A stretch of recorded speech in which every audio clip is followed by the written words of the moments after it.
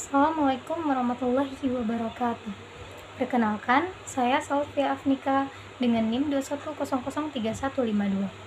Di sini saya akan menjelaskan materi pertemuan ke-13, yaitu mengenai administrasi dan supervisi pendidikan, di mana dosen pengampunya oleh Bapak Dr. Hanif Al-Qadri MPD dan Ibu Lutfiani SPD MPD.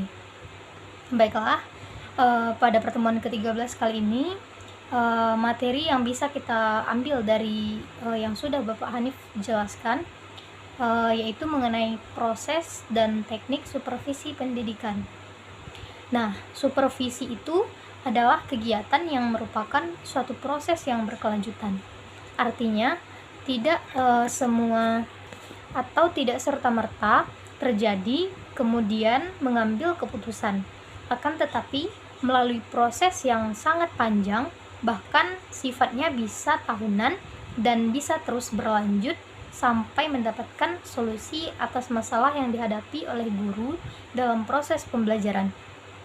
Jadi, supervisi pendidikan adalah serangkaian kegiatan yang teratur, yang direncanakan, yang diolah, dan semuanya beraturan, yang berhubungan satu sama lain, yang kesemua kegiatan itu diarahkan pada satu tujuan untuk memperbaiki dan meningkatkan skill atau kemampuan guru dalam memberikan layanan dalam rangka memperbaiki proses pembelajaran yang terjadi di sekolah.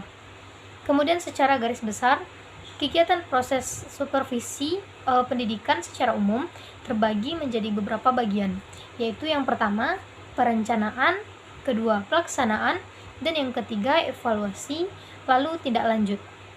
Sekarang kita bahas mengenai perencanaan.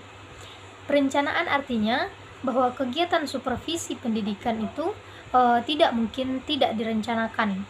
Semua direncanakan, didesain sedemikian rupa, apakah sifatnya dari sisi waktu, dari sisi orang, atau problemnya, kelompoknya, dari sisi jumlahnya, itu didesain sedemikian rupa dalam rangka menemukan fakta dan data empiris, kemudian memikirkan bagaimana solusi dan teknik yang terbaik untuk dipilih, termasuk dalam proses instrumennya yang akan digunakan. Kemudian yang kedua, yaitu mengenai pelaksanaan. Ada satu pendapat dari Rifai mengemukakan bahwa pelaksanaan supervisi pendidikan seharusnya mengikuti beberapa kegiatan, yaitu yang pertama, pengumpulan data, melakukan penilaian, kemudian mendeteksi kelemahan atau kekurangan guru dalam mengajar, kemudian yang keempat, memperhatikan atau memperbaiki kelemahan dengan berbagai macam strategi, kemudian melakukan bimbingan dan pengembangan. Selanjutnya yang ketiga, mengenai evaluasi. Evaluasi artinya sebatas dan sejauh mana keberhasilan, apakah catatan yang masih dibenahi atau berapa waktu lagi yang akan diperlukan, kemudian titik masalah mana yang seharusnya menjadi fokus, termasuk yang terakhir, apa tindak lanjut yang mesti dilakukan pada guru-guru tertentu yang memang proses pemberian layanan supervisi pendidikan. Kemudian yang keempat, yaitu tindak lanjut. Tindak lanjut memang diperlukan instrumen khusus berupa lembar pengamatan, kemudian instrumen dan observasi yang isinya berkaitan dengan keterampilan mengajar, karakteristik mata pelajaran, pendekatan klinis, dan lain sebagainya. Dan dalam pelaksanaannya, sasaran utamanya itu tetap fokus pada kegiatan pembelajaran, yaitu cara-cara yang bisa dilakukan dalam melaksanakan tindak lanjut dari hasil supervisi akademik dan pendidikan yang sudah dilakukan oleh supervisor. Dan ini minimal ada 3. Yang pertama, mereview rangkuman hasil penilaian. Yang kedua, membuat rencana aksi supervisi pendidikan berikutnya. Kemudian yang ketiga, melakukan implementasi atas rencana aksi pada masa-masa berikutnya. Nah, kemudian kita masuk kepada 5 langkah kemampuan pembinaan guru dalam supervisi, mulai dari menciptakan hubungan yang harmonis, kemudian analisis kebutuhan, yang ketiga mengembangkan strategi dan media, kemudian menilai, lalu yang kelima revisi. Jadi minimal kegiatannya ini ada 4 proses yang sudah dijelaskan, dan ada beberapa hal yang harus dicantumkan dalam perencanaan yang dibuat atau didesain oleh seorang supervisor, mulai dari tujuan supervisi, kemudian alasannya mengapa kegiatan tersebut perlu dilaksanakan, lalu bagaimana metode dan teknik yang dipilih dan dilakukan untuk mencapai tujuan yang telah dirumuskan, kemudian siapa yang akan dilibatkan, bagaimana waktu pelaksanaannya, dan hal-hal yang perlu dilaksanakan dalam perencanaan, serta hal-hal yang diperlukan dalam pelaksanaan, lalu cara memperoleh hal tersebut, dan berbagai solusi-solusi yang mungkin menjadi dasar berpijak untuk menyelesaikan problem tersebut. Kemudian kita masuk kepada teknik supervisi pendidikan. Nah, teknik supervisi pendidikan ini ada beberapa. Yang pertama yaitu teknik individual. Teknik individual ini bersifat individual sesuai dengan namanya. Biasanya dipergunakan apabila orang yang disupervisi dan diberikan layanan yang kita hadapi secara personal atau perorangan yang mempunyai masalah khusus. Kemudian secara umum, kalau dilihat dari berbagai macam sumber, bisa dikategorikan dalam berbagai macam. Yang pertama, classroom visitation atau kunjungan kelas, yang artinya biasanya dilakukan oleh kepala sekolah. Tujuannya itu untuk menemukan atau memecahkan masalah yang dihadapi guru ketika mengajar di kelas. Bentuk dari kunjungan kelas itu ada 3. Yang pertama, kunjungan tanpa pemberitahuan sebelumnya. Biasanya ini akan lebih banyak mendapatkan data-data yang real dan alamiah yang terkumpul tanpa dibuat-buat, karena guru-guru serta siswa itu tidak mengetahui bahwa akan ada kunjungan kelas.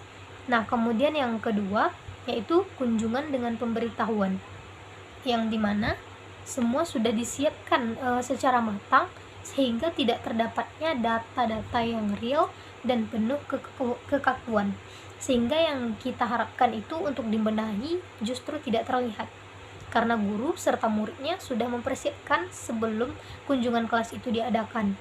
Jadi semuanya sudah tertata rapi.